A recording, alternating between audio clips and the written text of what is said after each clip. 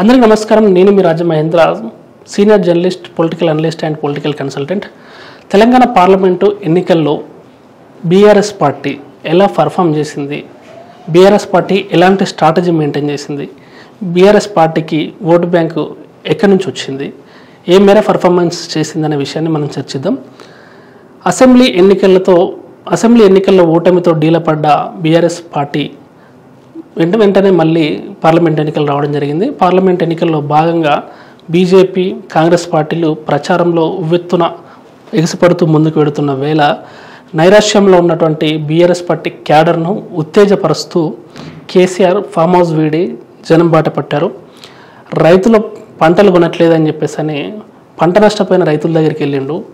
తర్వాత పంట కొనట్లేదని చెప్పేసి రైతుల కళ్ళాల దగ్గరికి వెళ్ళి ఆయన చర్యలు చేపట్టిండు. అంటే పార్టీ కార్యక్రమాలు చేపట్టారు, అంటే ప్రజా సమస్యల మీద పోరాటం చేసిండు. అయితే ఈ చర్యలు బీఆర్ఎస్ పార్టీకి లాభం చేస్తాయా అంటే ఎస్, డెఫినెట్గా లాభం చేస్తాయి. ఎందుకంటే ముందు జరగబోతున్నటువంటి ప్రమాదాన్ని కేసీఆర్ గుర్తించిండు. ఆ ప్రమాదం ఏంటి అని అంటే, ఎన్నికలు అయ్యేంత వరకు, అంటే పార్లమెంట్ ఎన్నికలు దేశవ్యాప్తంగా ముగిసేంత వరకు బీజేపీ సైలెంట్ ఉంటుంది. తెలంగాణలో పార్లమెంట్ ఎన్నికలు ముగిశాక మళ్ళీ కేంద్రంలో బీజేపీ అధికారంలోకి వస్తే ఆపరేషన్ తెలంగాణ స్టార్ట్ అవుతుంది బీజేపీ. సో బీజేపీ లక్ష్యం ఏంటి అని అంటే, బీఆర్ఎస్ పార్టీని వీక్ చేసేసి, బీఆర్ఎస్ పార్టీని భూస్థాపితం చేసేసి, బీఆర్ఎస్ పార్టీ నుంచి వలసలను ప్రోత్సహించి బీఆర్ఎస్ పార్టీని వీలైనంత మేర భూస్థాపితం చేయాలనే ఆలోచనతో బీజేపీ ఉంది. దానికి ఎన్నికల తర్వాత, అంటే ఎన్నికల ఫలితాల తర్వాత దానికి ఒక ముహూర్తం ఫిక్స్ చేసింది. రాబోయే రోజుల్లో కూడా జరగబోయేది అదే. సో ఇది ముందే గుర్తించిన కేసీఆర్ ఇక్కడ బీజేపీ బలపడితే కాంగ్రెస్ కన్నా తన పార్టీకి నష్టం, తన పార్టీ కనుమరుగయ్యే అవకాశాలు ఉందని గ్రహించిన కేసీఆర్ ముఖ్యమంత్రిగా 10 ఏళ్ళు ఫామ్ హౌస్లో ఉండి ఆరాంసే ఉన్న కేసీఆర్ ఎన్నికల్లో ఓటమి తర్వాత బయటకు వచ్చి ఫామ్ హౌస్ను వీడి కాలు విరిగినా సరే, అంటే కుంటుకుంటూ నడుస్తున్నా కూడా ఆ వయసులో జనంలోకి రావడం జరిగింది. ఆయన ప్రచారాన్ని నిర్వహించడం జరిగింది. ఆయనకు తెలుసు ఆయన పోటీ చేస్తుంది ఓ 10-15 సీట్లు గెలుస్తామని కాదు, ఆయనకు ముందే క్లారిటీ ఉంది. ఆయన పోటీ చేస్తుంది 2వ స్థానం కోసం. అంటే పార్లమెంట్ ఎన్నికల్లో కనీసం ఒక 4 సీట్లు, 3 సీట్లు, 5 సీట్లు గెలవాలి. లేదు అని అంటే ప్రతి పార్లమెంటు నియోజకవర్గంలో 2వ స్థానంలో బీఆర్ఎస్ పార్టీ అభ్యర్థి ఉండాలి. అంతేగాని 3వ స్థానానికి పడిపోతే మళ్ళీ పార్టీ వీక్ అవుద్ది. పార్టీలో ఉన్నటువంటి ఎమ్మెల్యేలు జారిపోయి వేరే పార్టీలోకి వెళ్ళే ప్రమాదం ఉందని చెప్పేసి నెంబర్ 2 స్థానం కోసమే కేసీఆర్ ఫామ్ హౌస్ వీడి బయటకు వచ్చిండు, ప్రచారం చేసిండు. కానీ ఇక్కడ కేసీఆర్కు అనుకూలంగా అయితే ఫలితాలు వచ్చేటట్టు కనబడట్లేదు.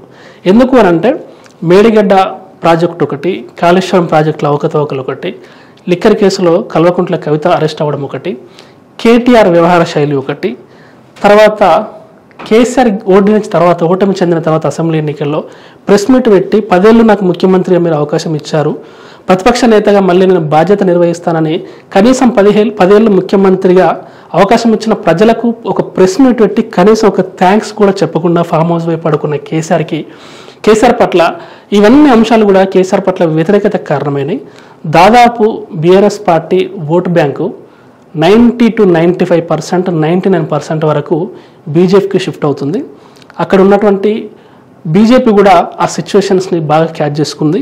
అంటే కాంగ్రెస్ పార్టీ కొన్ని కులాలకే ప్రాధాన్యత ఇస్తూ ఆ కొన్ని కులాలకే సీట్లు కేటాయిస్తే బీజేపీ బీసీ నినాదాన్ని ముందుకు ఎత్తుకుంది. ఇక ముందు కూడా రాబోయే రోజుల్లో బీసీలను నెత్తిన పెట్టుకుని చూసుకునే అవకాశాలు కనబడుతున్నాయి. ఎందుకంటే ఉత్తరప్రదేశ్, బీహార్ తర్వాత తెలంగాణ సమాజం అత్యంత యాక్టివ్ సమాజం, అత్యంత రివల్యూషనరీ సమాజం. కేసీఆర్ అనే ఒక బీఆర్ఎస్ పార్టీ అనే ఒక పార్టీలో కేసీఆర్ తర్వాత కేసీఆర్ కుమారుడు కానీ కేసీఆర్కు సంబంధించిన బ్లడ్ రిలేటివ్ సీఎం అయ్యే ఛాన్సెస్ ఉంటాయి. కానీ బీజేపీ కరెక్ట్ ఇక్కడే అది పట్టుకుంది. అంటే ఆ ప్రాంతంలో ప్రజల ఆకాంక్ష ఏంటి, ఆ ప్రాంతంలో ప్రజల ఆలోచన ఏంటి అంటే, తెలంగాణ బీసీ సమాజం చాలా రివల్యూషనిస్టిక్ సమాజం కాబట్టి, చాలా రివల్యూషన్ ఉంటుంది కాబట్టి మనం బీసీ సమాజాన్ని ప్రసన్నం చేసుకునే పనిలో పోదాం, బీసీలకు దగ్గర అవుదాం అని చెప్పేసి బీసీ ముఖ్యమంత్రి నినాదాన్ని తీసుకొచ్చింది. రాబోయే రోజుల్లో అది ముందుకు కంటిన్యూ చేసే ఛాన్సెస్ కనబడుతున్నాయి. ఈ పార్లమెంట్ ఎన్నికల్లో కూడా బీసీలకు పెద్ద ఎత్తున సీట్లు ఇవ్వడం జరిగింది. మ్యాక్సిమం బీఆర్ఎస్ పార్టీ ఓటింగు చాలా మట్టుకి మెజారిటీ ఓటింగ్ మటుకు బీజేపీకి షిఫ్ట్ అయినట్టు మనకు స్పష్టంగా తెలుస్తుంది. చాలా మట్టుకు ఎక్కడైనా ఎప్పుడైతే ఏం జరుగుతుంది అంటే ఒక పార్టీ అధికారాన్ని కోల్పోతే ఆ పార్టీ మీద రాబోయే రోజుల్లో సింపతి పెరుగుతుంది. అంటే రోజులు గడుస్తున్న కొద్దీ ఆ పార్టీ మీద సింపతి పెరుగుతూ వస్తుంది. కానీ కేసీఆర్ విషయంలో మాత్రం సింపతి కాదు, ప్రజల్లో కోపం పెరుగుతూ వస్తుంది. మరి దానికి అంటే ఇది విచిత్ర పరిస్థితి. మరి దానికి ఏంటి రీజను, తను ఎక్కడ వైఫల్యం చెందాడు, తను ఏ విభాగాల్లో పనిచేయాలి, ఏ విభాగాల్లో దృష్టి పెట్టాలి, ఎక్కడ ఆయన ప్రజల వ్యతిరేకతను చురగొన్నాడు, ఏ అంశాల్లో తను మారాలని చెప్పేసి అని కేసీఆర్ ఒక మీటింగ్ పెట్టుకునో లేకపోతే తనను తను ఆత్మవిమర్శ చేసుకునో ఎక్కడైతే ఫెయిల్ అయిందో వాటి మీద ఎక్కువ ఫోకస్ పెట్టి వాటిని ఆయన సరి చేసుకుంటే భవిష్యత్తులో ఆయనకు మంచి రోజులు వచ్చే అవకాశం ఉంటుంది. రాజకీయాల్లో గెలుపోవటంలో సహజం, ఓటమి అనేది శాశ్వతం కాదు, గెలుపు అనేది శాశ్వతం కాదు. సో 10 ఏళ్ళు కేసీఆర్ ఫామ్ హౌస్లో పడుకొని ఫామ్ హౌస్లో ఉండి పాలన చేసిండు. ఆయన అనుకోలేదు నేను కూడా నా కాలు ఎరిగినా కూడా నేను కుంటూ వెళ్ళి కూడా ఎలక్షన్ ప్రచారం చేయాల్సి వస్తుందని. ఆయన 10 ఏళ్ళు ఉన్నప్పుడు అంత లగ్జరీస్గా ఆయన పదవిని ఆస్వాదిస్తున్నప్పుడు, పదవిని ఆనందిస్తున్నప్పుడు బహుశా ఆయన ఊహించుండకపోవచ్చు. కానీ విధి విచిత్రమైనది.